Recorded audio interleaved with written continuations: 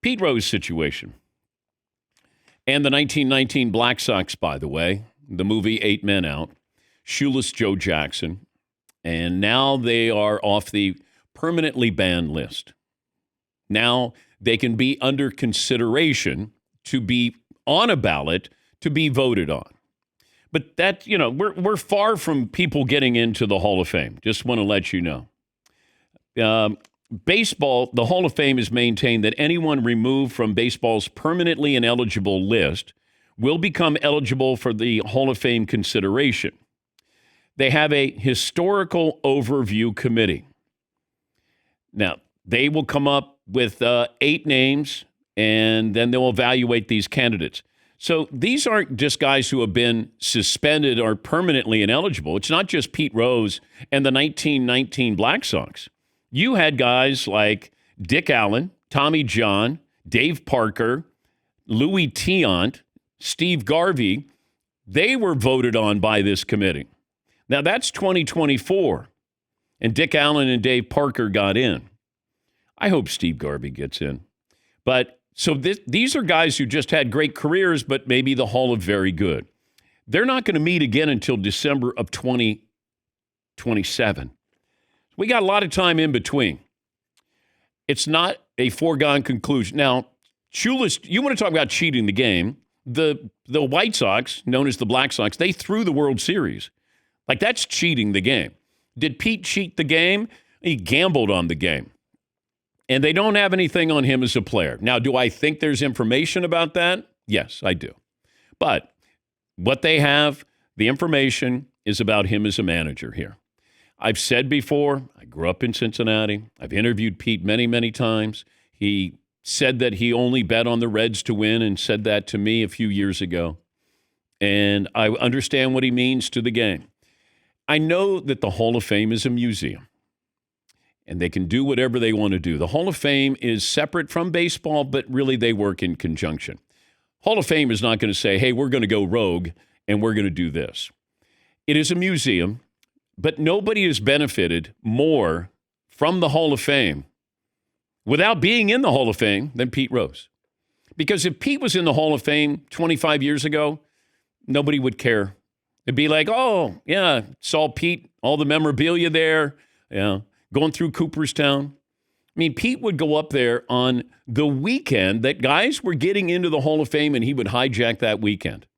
He would do card signing, appearances. Pete never changed.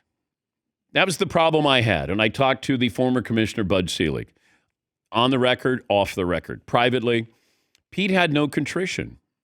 He never apologized. He only said that he did it after he was writing a book to make money. Do I want it over with? I do. Either he's in or he's out. Vote and he doesn't get in, or he does get in. And this doesn't open the door for steroid users. They truly cheated the game, every single game. But they got on the ballot. I don't want them in. Now, there's some that are probably already in, but Pete is a unique situation. Shoeless Joe Jackson, I think hit 375 in that World Series, and he's accused of helping to throw the World Series to the Cincinnati Reds. But Pete, to get where he is, I'm not surprised. I truly think this was maybe a quid pro quo with President Trump. And I think that President Trump knows that this will play to the masses. Most people want Pete in the Hall of Fame. And I think that President Trump knows that. He can take a victory lap with this. And whatever that discussion was with the commissioner, Rob Manfred, who we did invite, he said that he's busy today. If he does have time, this will be the one show he will do. Something was said in that conversation that made the commissioner maybe reconsider. Pete's family came to the commissioner. They appealed. They wanted to appeal this. I think baseball wanted to make sure that Pete Rose did not have his day in Cooperstown, that he did not have the opportunity to get up there live with a microphone in his hand and able to say whatever he wanted to say. Although, if Pete does get in posthumously, I'd be really curious who is going to give the speech and what are they going to say in that speech. If it's Pete's son, are you going to do fire and brimstone? Or are you just going to go, thank you for allowing my father into the Hall of Fame? There's a lot of reaction to this, and that's why we'll have Johnny Bench on. He'll join us a little bit later on. But the steps to get into the Hall of Fame, there's still a long and winding road here. But I think that's where people have the foregone conclusion of, hey, he's getting in the Hall of Fame soon. And the answer is he's not. And this committee is made up of former players, former writer, or maybe current writers, but you have a group that's involved in this.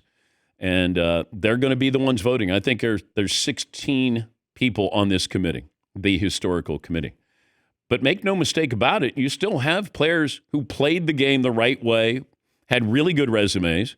They just didn't make the Hall of Fame when they went through the normal process there. But you got some really good players. And I think Shoeless Joe Jackson should go in before Pete Rose does. If you're going to have a vote on this, and do you do it chronologically? How many of those players with the White Sox, 1919, are Hall of Fame worthy? Maybe 1, 2, maybe 3. That's it. Put Pete on there. You got other guys, Louis Tion, Steve Garvey. They're going to get votes. They're going to get, all of a sudden you got Steve Garvey there, and then you got Pete Rose. Who are you voting for if you're on this historical committee? And how many of these former players are going to go, nope, not going to vote for him? Now, Johnny Bench has come out and said, hey, I hope Pete gets in the Hall of Fame. I think the commissioner got to the point where now he can wash his hands with this. Every time he's on the show, any show, Pete Rose comes up. Now he's done. Now he might have to answer to me like, why now? If Pete was still alive? But the commissioner's not voting on this. And, when they say permanently ineligible, that means after you've died. Now you change the language to it's a lifetime ban. Well, the lifetime is over. His life is over. Now he can be up for consideration. I think that's the tricky language that the commissioner changed, edited, but, they even said that Pete, is not a threat to the game anymore. That was kind of strong language. I don't. When I saw Pete in a wheelchair, I'd be like, I don't think he's a threat to anybody right now. Yeah, Paulie. Yeah, the quote was, obviously a person no longer with us cannot represent a threat to the integrity of the game. It's hard to conceive of a penalty that has more deterrent effect than one that lasts a person's lifetime with no reprieve. By the way, it's Pete Rose night tonight at Great American Ballpark. Coincidentally? Oh, dear. The Reds will honor the career of Pete Rose with a special celebration tonight at Great American Ballpark. All right. And guess who they're facing? The White Sox. You couldn't script it. Oh, my goodness.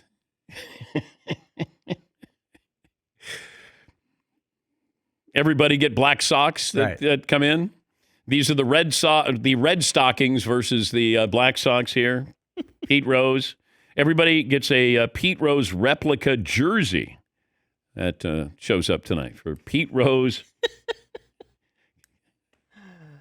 You can't script this. This was planned. Or maybe they did script this. Yeah, no, was it planned? Dang. See, all right. You know it would be great, guys. Yeah, I know. That's what I'm thinking. Hold on. Hear me out. Okay. All right. I'm going to announce this Pete Rose thing.